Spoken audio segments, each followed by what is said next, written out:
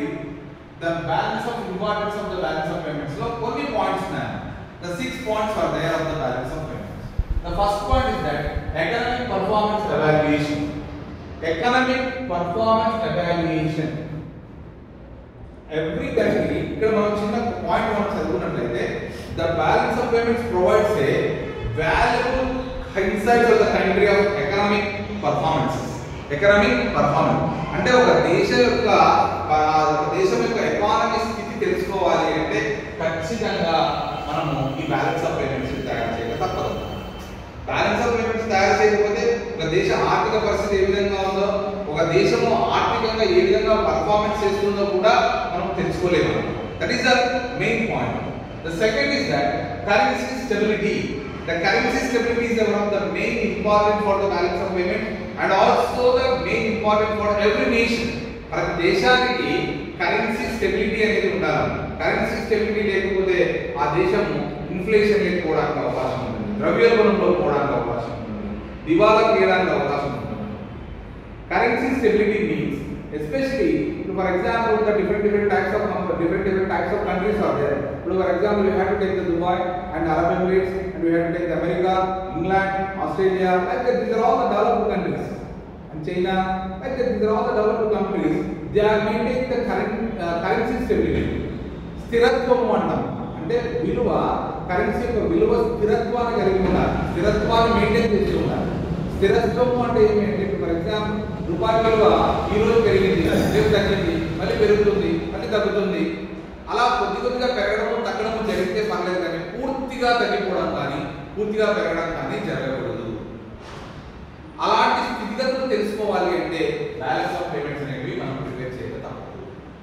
The currency stability is one of the main important for the balance of payments. The currency stability is that. The next is that external debt management. External debt management. Debt management means అప్పులకు సంబంధించిన నిర్వహణ, దాని debt management అనేది. ఇక్కడ external and internal, విదేశాలతో అప్పులు తీసుకున్నట్లయితే external debt management అంటాం. మన దేశంలోనే మనం అప్పులు, గవర్నమెంట్ అప్పులు బ్యాంకుల నుంచి తీసుకున్నట్లయితే ఇంటర్నల్ డెట్ మేనేజ్మెంట్ అనేది. The debt management is one of the main important for that. ఎందుకంటే the continuous current account deficit అనేది జరగకూడదు. కరెంట్ అకౌంట్ ఎప్పుడు కూడా స్టెబిలిటీగా ఉండాలి. ఇవి ఏంటంటే మళ్ళీ చెప్తాను.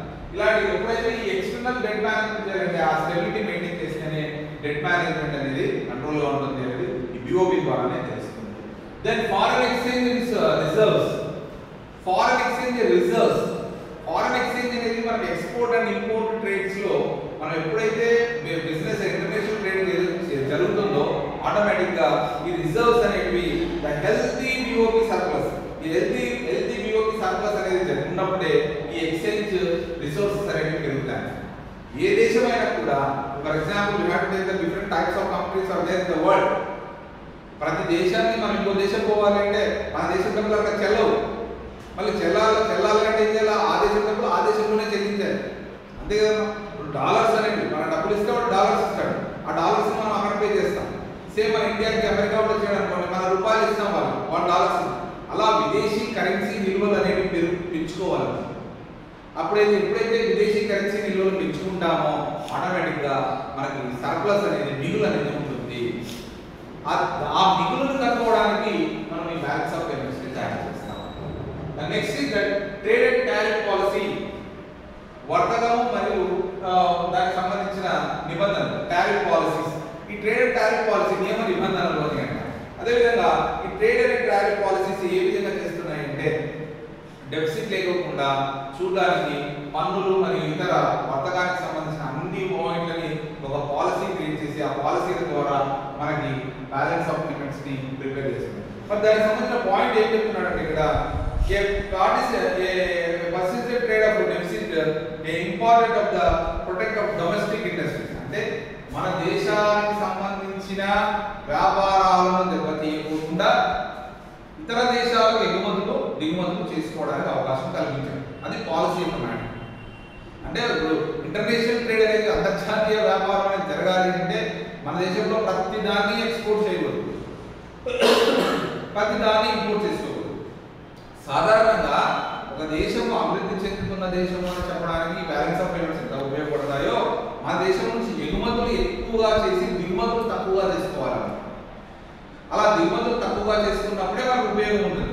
ఎగుమతులు ఎక్కువగా చేసినప్పుడు విదేశీ మారక నిల్వలు అనేవి మనకు దేశానికి ఎక్కువ వస్తాయి. అంతే కదా. ఫర్ ఎగ్జాంపుల్ మన అమెరికాలో 100 కోట్లు సరుకులు పంపించినాము అనుకో, 100 కోట్లు మనకు డాలర్ల రూపంలో వచ్చేసినట్లే. అదే మనం 200 కోట్ల సరుకుని అమెరికా నుంచి దిగుమతి చేసుకున్నాం అనుకోండి, మన డబ్బులు 200 కోట్లు పోయినట్లే కదా. అట్లా అంటే విదేశీ మారక నిల్వలు అనేవి ఎక్కువగా ఉండాలి. దానివల్ల ఈ పాలసీలు అనేవి ఎంత ఉండాలి, మన దేశానికి సంబంధించిన కంపెనీలు డిస్టర్బ్ కాకుండా తయారు చేసే పాలసీనే ఈ trade. Last one, policy formulation. The policy formulation is also it's a same matter. It's a main ఈ బిఓపిలకు సంబంధించిన కరెంట్ అకౌంట్, క్యాపిటల్ అకౌంట్ సంబంధించిన డిఫరెన్సెస్, డెఫిసిట్స్ కానీ సర్ప్లసెస్ కానీ దాన్ని మెయింటైన్ చేయడానికి ఈ BOP is important. This is important, importance of BOP. And also we have to go for the another topic related to the BOP, that is the methods of BOP. Methods of balance of payments. In this methods of balance of